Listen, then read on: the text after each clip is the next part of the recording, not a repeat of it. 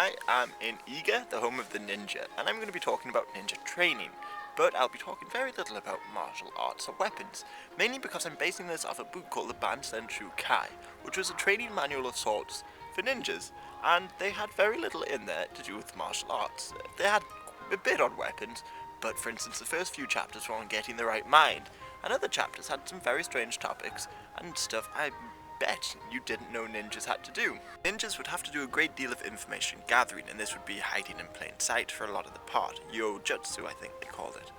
Anyway, so they would have to go into a province in disguise. Now, the disguises given in the book were something like a Buddhist priest or a traveling fortune teller were good ones to go for.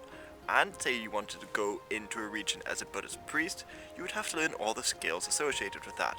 For instance, a lot of the Buddhist priests of certain sects would play the flute, so you too would have to learn to play the flute.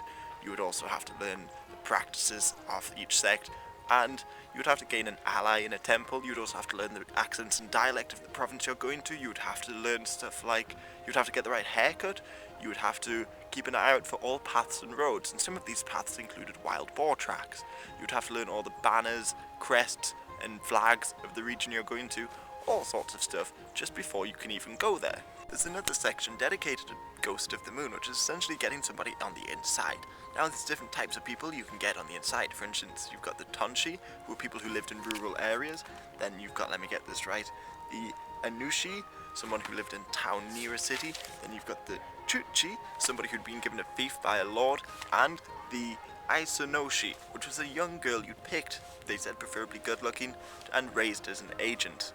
Now, you could gain these allies through a number of different ways. A high salary was one, given to poor people. Taking a hostage was another one they'd recommended, even for family members. Or you could just send somebody, a young person preferably, into an enemy province and live there for years.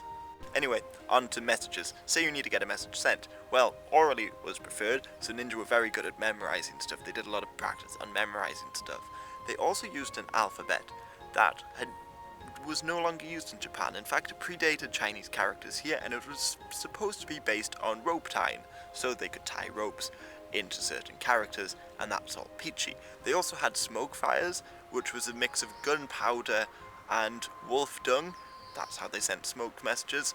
And they also sometimes shot arrows over a wall in hollowed bamboo, and the fletching would have the name tag on it.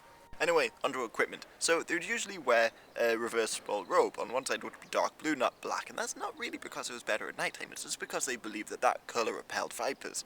Also, shoes. Shoes are very important. They had to scout out the area beforehand to judge what surface they'd be walking on and what shoe to bring. So they would have to bring one shoe for mud, they would have to bring a soft shoe if they're going to be walking on wood, and they would bring like a very hard straw shoe if they were worried about walking on nails.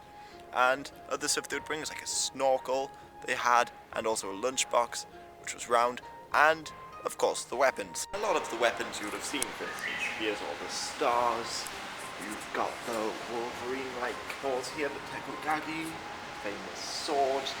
These I found interesting. These here came from plants and we used to stop people chasing them. We've got the Kusorigama, the second method chain, the blowpipe, I'm sure you've seen that. And over here, they were very good marksmen apparently. And there's the firecrackers, a bloody big cannon, and mines. And you would use all these weapons, essentially, in your ninja armor, while you carry a hollowed out cane to carry your sword in. So, just to rattle off a few other skills you'd need to know. You'd have to know how to tell if enemies following you once you've made an attack, so you'd have to learn all sorts of codes and stuff like that. You'd have to learn a great deal about geography, because remember, the ninja's job was a lot to do with reconnaissance, so you'd have to know how to judge mountain elevation and the likes, and how best to bring an army up over that later. You would have to learn how to tell the time. They often did this by checking the eyes of a cat, because at midday they'd be very narrow. They'd have to learn how to find water. One method was to put a feather in the ground, and if several hours later there's water drips on it, there's water nearby. I don't know. And also, you need to be able to tell what the weather's going to be like tomorrow. And a couple examples would be like, if the stars were twinkling, it meant it was going to rain, and if the mountains looked nearer, that also meant it was going to be rain. So, if you could learn all of this, plus the martial arts, and a great deal else, you could be a ninja.